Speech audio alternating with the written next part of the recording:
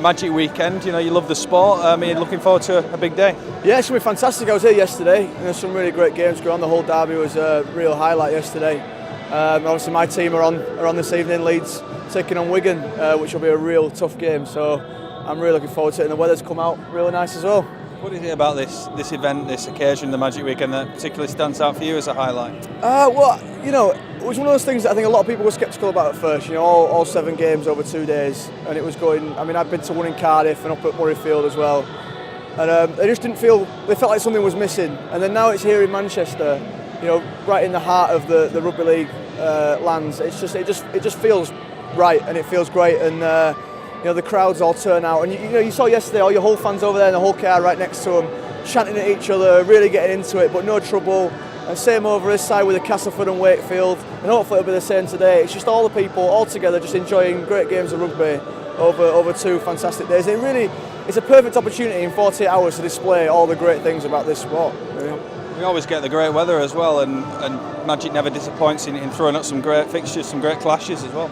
Yeah, brilliant. I mean, I like the idea as well over the last few years that they've changed around the fixtures rather than your standard derbies. We've now got like your Leeds Wigan and your Warrington Saints yesterday.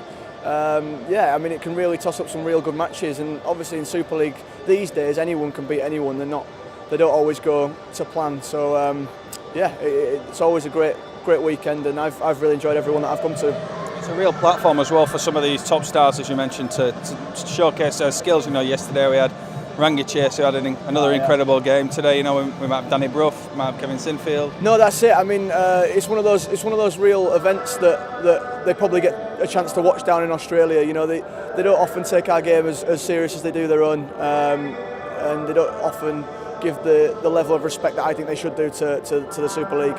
But this is definitely one of the events that they must watch down there, and they see these games, and yeah, it's a real opportunity for some of the young English players to showcase the skills and show them what they're going to be, you know, showing them come the World Cup at the end of the year. You've got your Rhinos colours on. What chance of a Rhinos win at the end of the day? It's going to be hard. It's going to be really hard. You know, I went to Huddersfield a couple of weeks ago in the Cup, and St Helens on Monday night, which was heartbreaking. You know, 16-0 up. You know, we've got some real tough injuries at the minute, which seems to happen to us every season. We get to a point where we seem to be looking quite good, and then we get hit by a couple of real crucial injuries that knock us back. But we've got a strong squad, and the lads will all knuckle down. And I think the defeat on Monday will have really hurt all of them. And they'll be looking to bounce back here today. I mean, it's tough that we're bouncing back against Wigan, but you know, we're scoring for fun at the minute. But if anyone can do it, it's them group of lads. So fingers crossed, it'll be a good game at least. And on to the sport in general. You know, what is it about this sport that you enjoy in particular? Well, it's the sport that I was brought up with. You know, my dad's been a fan for 60 odd years of Leeds RL, and I grew up with it. I remember going to Wembley in '99 to watch Iestyn Harris lift the Challenge Cup, and I don't know. It's just something that's always been always around the house. You know, my whole family's always been into it, and I've grown up with it. And the physicality and the ability and the skills and the fitness levels that they have to play at this level.